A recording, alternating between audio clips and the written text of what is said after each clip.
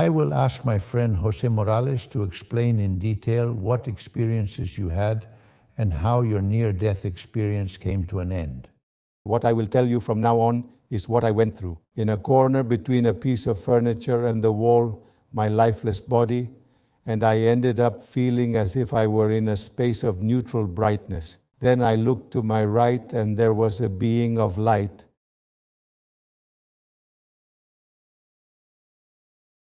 Welcome to the channel called Eternal Life. Answers provided by the field of science. The thorough examination of near-death experiences.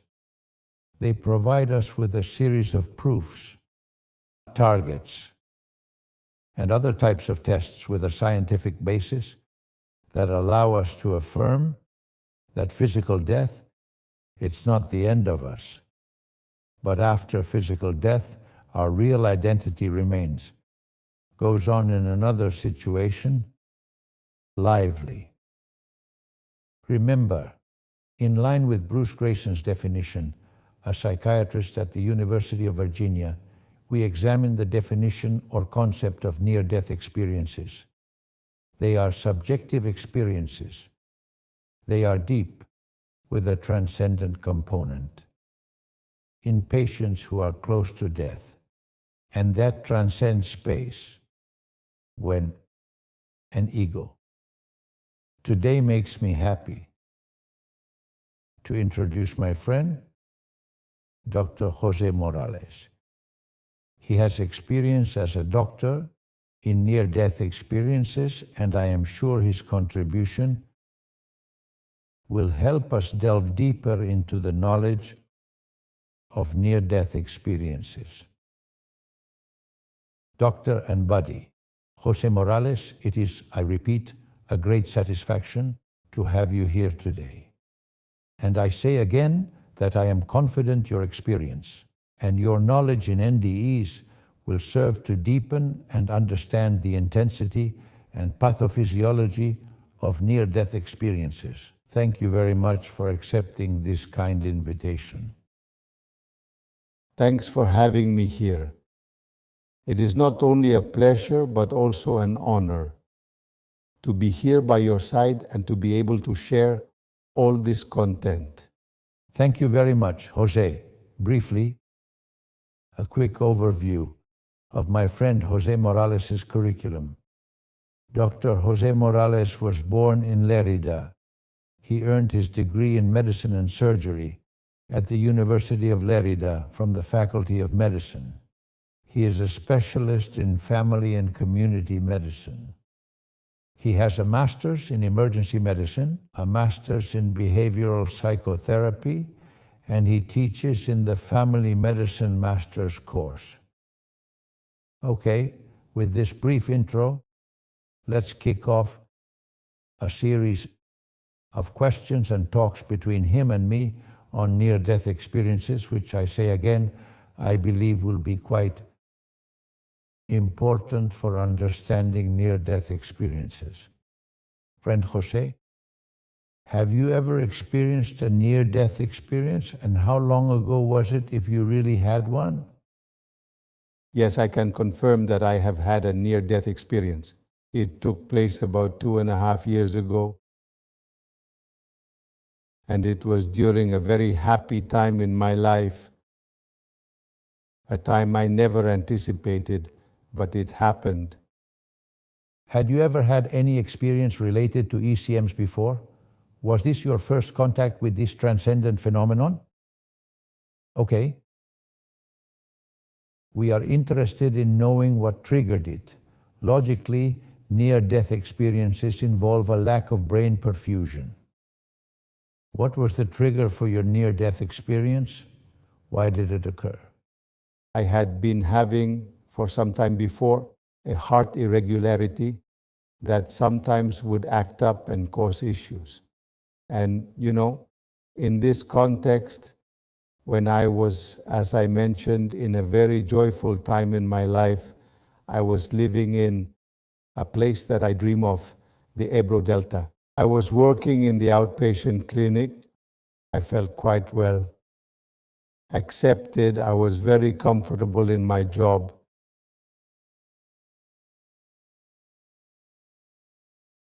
and one when I lay down for a siesta after getting up, I fainted. And from that moment, it all began.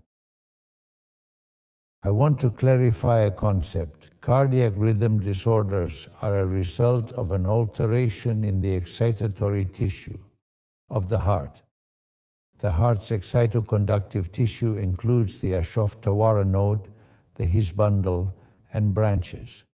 Is a part of the cardiac tissue that regulates the continuous stimuli throughout our lives that determine the heart's contractility.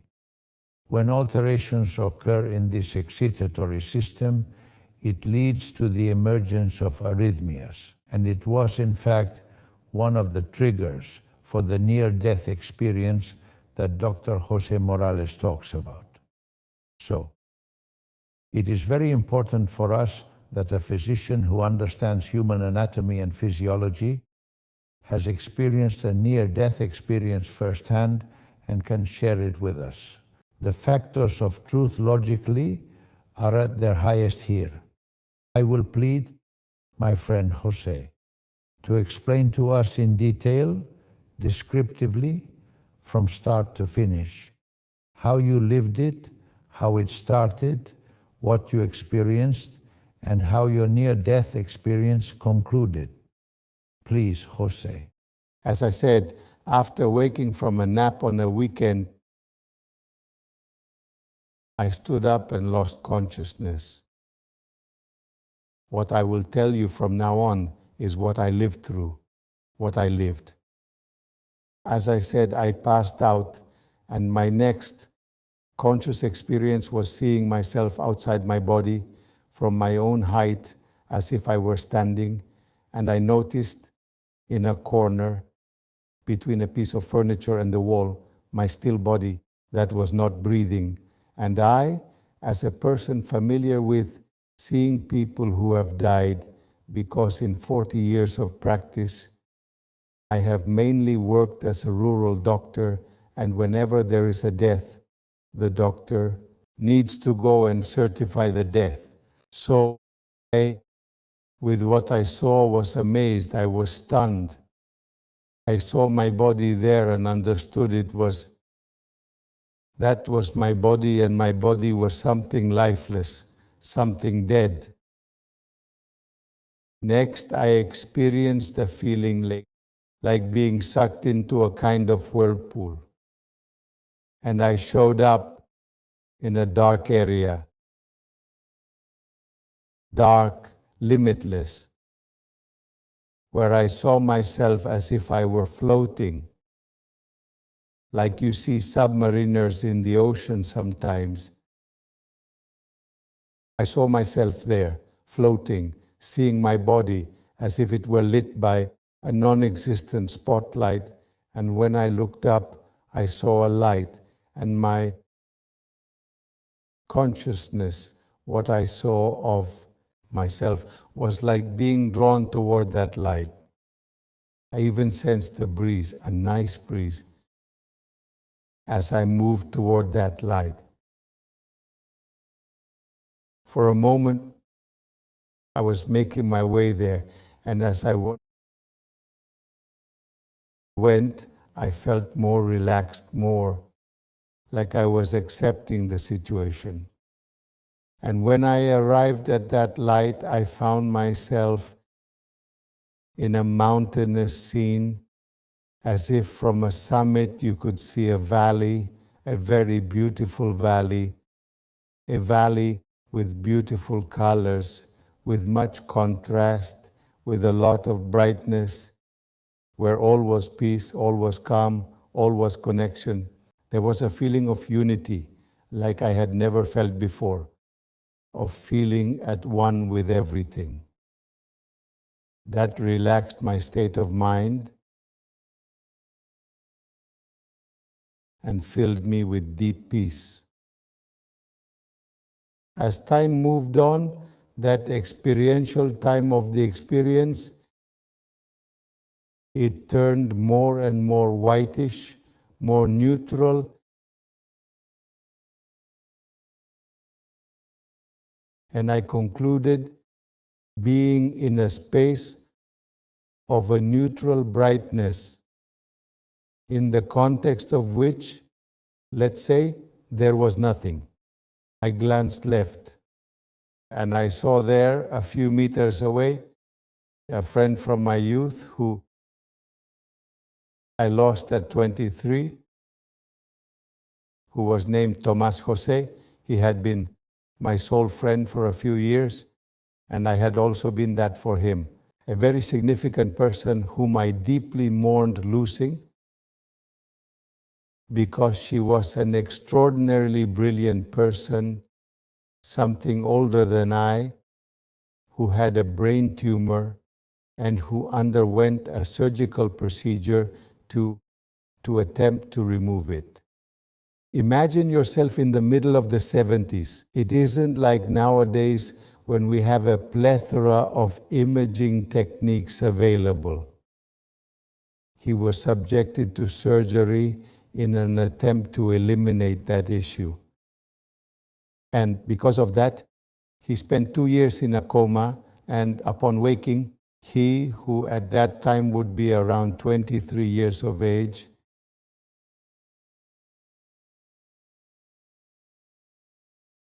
he had a deformity in this area, which was a result of the surgery.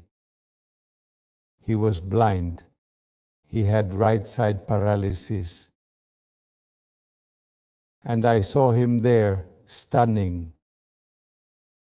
Not Tomas José that I knew, but the ideal Tomas José, the Tomas José who might have existed if he attains his full physical potential without any sort of a factor that conditions. Did all the physical defects disappear that he displayed due to surgery? He was handsome, and I saw him in a suit that I don't remember ever having seen him in, but I saw him with a unique radiance, I would say, and furthermore, there was a connection intimate between us that felt like an emotional link. It wasn't just conversations, but a profound connection. I felt immense joy, and I had the urge to go hug him. Yet he, as if he said, "Don't hug me, keep going." I didn't get it then, but later I understood, and I realized I now understand that if I had hugged him, I probably wouldn't have been able to return. When I became aware of that, couldn't remember that moment without some tears. Today, I witnessed such generosity from him, so much selfless love, that he was willing to give up, hugging me, even though I knew he wanted it badly, perhaps to give me the option to return, which at least was part of that I paid attention to. Then I looked to my right, and there was being of light. A being of light, it was large, it was, if I measure 175, perhaps this being of light, that was not intimidating at all. It was kind, it was friendly, but perhaps it was 3 meters tall, as I perceived it there. Yet it radiated acceptance, and it shared with me the acceptance of a mother embracing her baby, meaning it soothed me, it was calm, it's okay, don't be concerned. And being in that embrace, well, facing me, something like that appeared, and think of it as a metaphor, like 100 screens all at once, reflecting moments of my life, some very significant, some trivial, and that I, in one blow, could see the panorama of my life from my birth until I leave life. And it caught my attention. It felt like seeing frames where you know the entire movie well, so it grabbed my attention to those times when I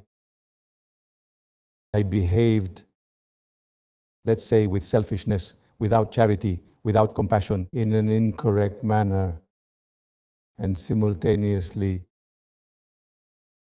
the being, and every time I witnessed this, I felt more stressed. And this light being I'm speaking of transmitted to me calmness, all is well, nothing is wrong, everything is fine, nothing is wrong. I have to say, this vision wasn't only cognitive, but it had too an experiential element, an empathetic element, which surprised me and caught me off guard. And in those times of heartache, of selfishness, of disappointing the other person, I was not only aware of that evaluation, but I also felt, and keep in mind, I had no body, but I felt as if it were somatic.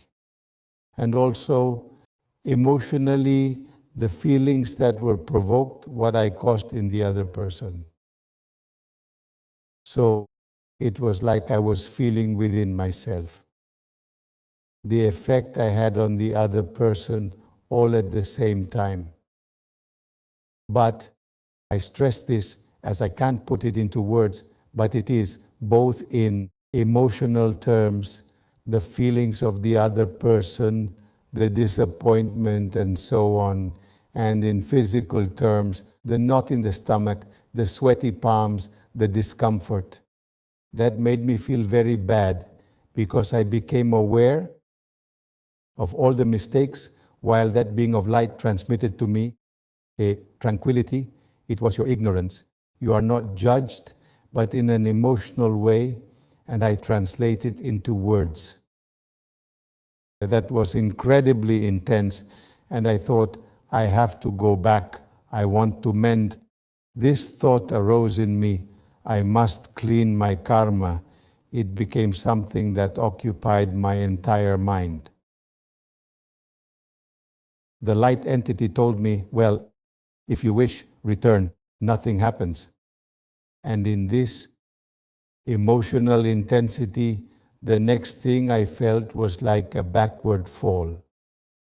And the next memory, which is already a worldly memory, is feeling myself in my body.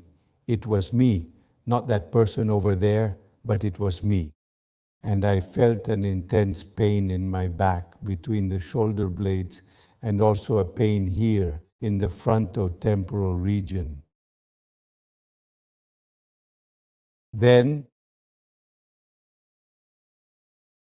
with all the discomfort I felt, I was, as I said, trapped, as if I managed to crawl out of that situation and went to bed, spending a few minutes trying to collect myself, to make sense of that entire experience that I had gone through. Once I felt ready, I got up, I went to the living room, my wife was there, and she said to me, "Hey, you have a lump on your head." And I answered, yes, I knocked my head in the dark. I got out of that as best I could. And from that point on began a period that I call the dark night of the soul, which lasted 6 months of, I felt discomfort. It wasn't depression. I didn't have thoughts of ending my life. No, I had just lived through something. It was quite shocking that I was trying to find an explanation that I couldn't comprehend. And during those 6 months, I engaged in a sort of intense search to see if I could understand this. I started reading books and watching YouTube videos of people who had experienced these experiences. I saw that what I initially thought was something unusual, because it's true that I have heard, just like a lot of people, on a certain television show regarding the ECMs. I had read some books that were bestsellers like the one by Dr. Raymond Moody, but well, is an integral part of our culture. But I said in those 6 months, I was confused until I told it finally, and that marked another. It was a time, and those are the 2 years that followed.